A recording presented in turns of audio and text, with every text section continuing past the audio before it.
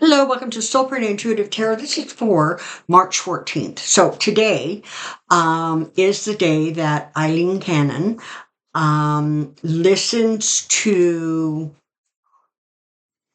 I think, uh, she's going to hear arguments on why the case should be dismissed. Um, I want to take a look just at her energy, at you're not going to make a ruling today. I'm hearing that, so that's sort of not going to happen. But I just want to look at her overall energy, see what's going on with her. There's sort of like this two minds energy, right? Like, does Jack Smith want her to just do something so outrageous that he can now, appeal it and start the process of getting her off the bench? Does he, does he want to kind of try to grit his teeth and ride it out with her? Um, so let's take a peek at her energy. Now, before I do that, I have a little bit of an announcement to make. So for those of you who have been with my channel for a long time, and by the way, welcome to my new subscribers. Thank you so much for being here. For my donors, oh my God, thank you so very, very much. We went away, myself and my daughters went away for a Christmas, New Year's holiday. What it was, in fact, was actually a celebration of life for my sister Connie, who we had lost the previous year. We got home, and within hours, Victoria was FaceTiming me and her sister, going, "Look at my ring, isn't it gorgeous?" So she's engaged. Now, Victoria has always had a very clear agenda of how her life is going to unfold. And she's a Scorpio, and she manages to manifest it sometimes in spite of herself. So this was the goal. I have to uh, get my career, right? I have to finish college, university. I have to do all of that stuff because I need my career. Then I'm going to get engaged. After I've established my career, then I'm going to get engaged. Then I'm buying a house. Then somewhere down the road, I'm going to get married. And then somewhere even farther down the road, I'm going to have children. That's her agenda. So she got engaged, and it took her like literally 4 weeks, 5 weeks, before she purchased a house. So she's taking possession of her house today. As you're seeing this video, I'm with her walking around doing the handover inspection. Okay. So it's all very, very exciting. But I'm telling you this because I can't promise right now when you're going to see me. I can't even promise you that there's going to be a Pendulum Friday tomorrow. Please send in your questions. The amazing Joyce will compile them. And if I don't get them to them on Friday, I may release a video on Monday morning called Pendulum Friday, okay? Because the next several days of next week, I'm going to be obviously with her, and doing the things that you do when you're moving into a new house. So it's a very exciting time in our family, but it's a very, very busy time. And you guys are super duper important to me. And I'm going to try to do what I can, but don't be surprised if kind of videos come out at strange times next week, or heaven forbid, maybe not even at all. So there's that. And by the way, for those of you who have not hit that little bell, you want to hit the little bell, because when things like this happen, that way you'll be notified when there is a video that comes out. Okay, so continue to send in your questions, particularly for Pendulum Friday and for minis, and we'll do what we can. We'll do what we can. All right, so Eileen Cannon, what's her story? What's going on with her? All right, here we go. Documents case, Eileen Cannon.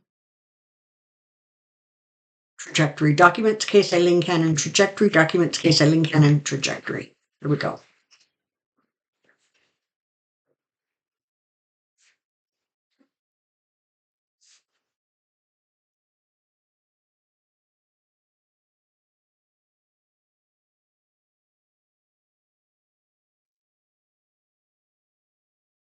Okay. Not surprisingly, she's starting with the card of the Emperor. Now,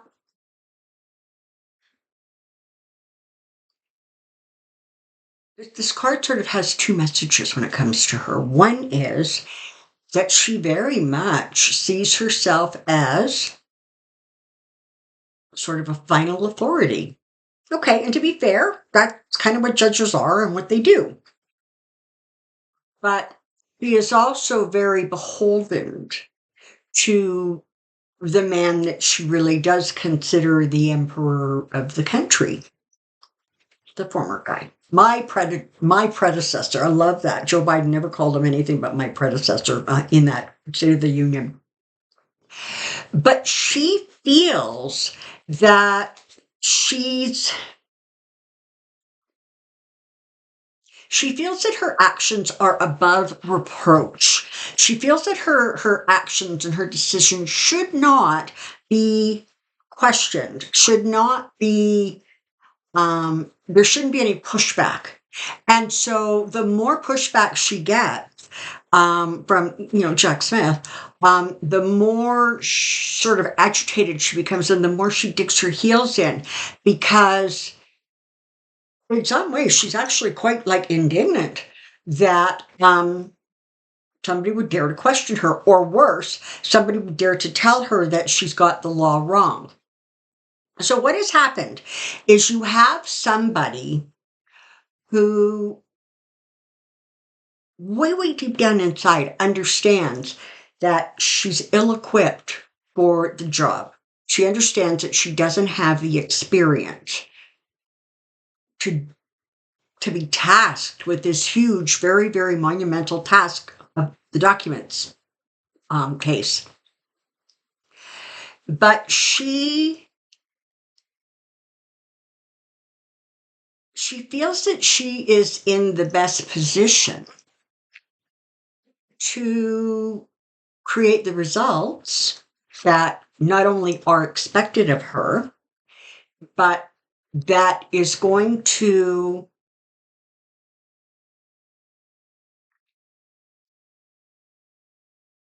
guarantee, secure her own career and future. All right. I'm sure a lot of you have heard this, but the thing keeps running around in my head, and in part it's because good old Cannon here think in kind of a similar way. Somebody asked Alina Abba if she was if she would prefer to be pretty or smart, and her answer was, I kid you not, her answer was, "Oh, pretty, of course. I can always pretend to be smart." Boom. Okay, that's what you're dealing with here. So even though there's this, I'm not quite sure what I'm doing, there's also this feeling of, but I can handle it, right? I can take care of this. I can do this. How dare anybody question whether or not I can do it? By and large, Jack Smith is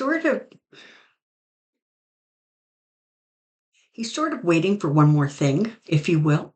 It's sort of like a three strikes you're out. But there is a part of him that is quite reluctant to push hard to get her off the bench. There's a part of him that is like, oh my God, we got to get this chick gone. And there's this other part of him that is reluctant to push that hard.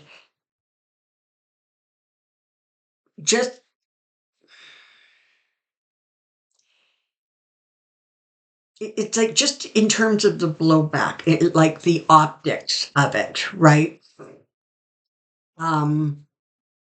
because for a lot of people in the country, it's going to feel like, Jack Smith wasn't getting his way, and so he just got rid of her, right?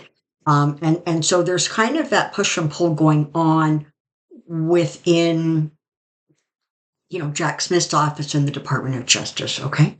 The other thing I want to say, and this is a little bit of an aside, but I just want to get it out there. A lot of us sort of look at Jack Smith kind of like as our savior, right? He's going to be the one that finally brings this guy down. But understand there is a really, really big Department of Justice. And there are other things that are going on that are behind the scenes. Perhaps we don't know about them. Perhaps we haven't heard about them yet. And other parts of the Department of Justice are very, very busy taking care of business and taking care of things that eventually we're going to hear some of it. So all I'm trying to say is the Department of Justice and Jack Smith are not interchangeable. Okay.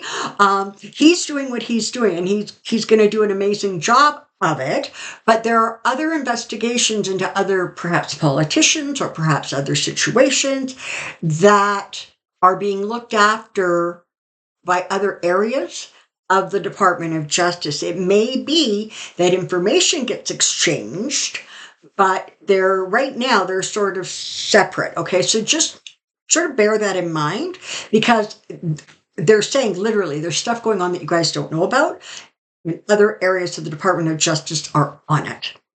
All right. So back to Eileen Cannon and Jack Smith.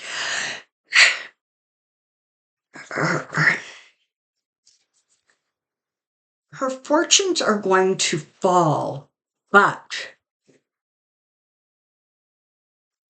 she feels in some ways as if the money people, the Heritage Society, the dark money, whatever it is, she feels in some ways they're going to save her. They're going to keep her afloat. They're going to prevent her from being dethroned.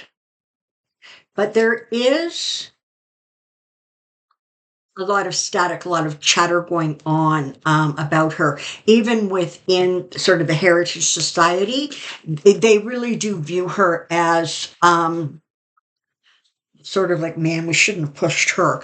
And the reason is not anything other than that she is proven to be so blatantly transparent about her wishes to do whatever Trump wants, that she's not being subtle about it, right? She's not being crafty about it. It's just like kind of out front. And Donald Trump was not president when he refused to give back those documents. So he's being treated like a regular citizen in that case. And it's like she is too transparent about her preferences, about her biases.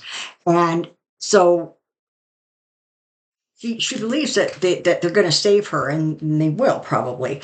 But there's also some friction about, oh my God, right? She's going to do whatever she can do, whatever she thinks she can get away with to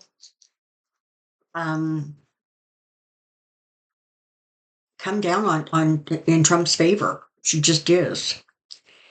You're going to start to see Jack Smith pushing back. I don't know what that means. Oh, except here's the death card. I don't know if that means he's actually really going to push to get her removed. But there's definitely going to be what are you guys telling me? What do you? There's going to be renewed energy put into the documents case. It's unlikely that it's going to unfold or be completed before the election, but it is not impossible. And so there is definitely sort of some energy that's going to be fed into this thing. It's sort of going to put it back on like center stage again, if you will. And that's going to create a lot of hope for a lot of people that maybe finally justice can be done. Maybe finally this things can get moving ahead, and maybe finally Trump can be stopped. He can be charged. This thing will come to a just ending. Um, and of course, Trump and his lawyers are most terrified of that. So they continue to really apply pressure, if you will, to Judge Cannon. One of the things apparently that's been going on, and I don't tend to read legal briefs, so I have to I think it's Midas touch word on this, that a lot of the stuff that Trump's defense attorneys are submitting to the court are like lists of grievances, and they're like rally speeches, but they're not like points of law, right? I mean, when you submit things to judges, it's about the law. It's not about Trump feels picked on by the media or, whatever his complaint of the day is. And so there is sort of, and that's part of the reason that they keep getting told no, because what they submit is just so not right. But when it comes to her, she is very, very much swayed. I mean, apparently she's asked for those amicus briefs. So what that is like friends of the court, friends of the two sides, if you will, submit their opinions. And she's flat out said she really is going to be interested in what these opinions say. Well, that's because she's really going to be looking for opinions that will bolster her own ideas about what she wants to happen and how she wants that to unfold. So, Spirit, can you just tell me, is she going to end up being removed from this case before this case goes to court?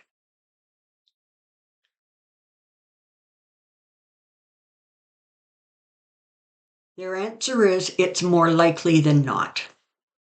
So it's not a hard yes, but it's definitely not a no. So let's take it. Okay, that's what I know. Thank you for all of your support. You guys are absolutely amazing. I will do what I can to pop on and kind of keep up to date with what's going on. So just hit the bell so that you know when I am surfacing. And until the next time I see you, take care and be well. Bye-bye for now.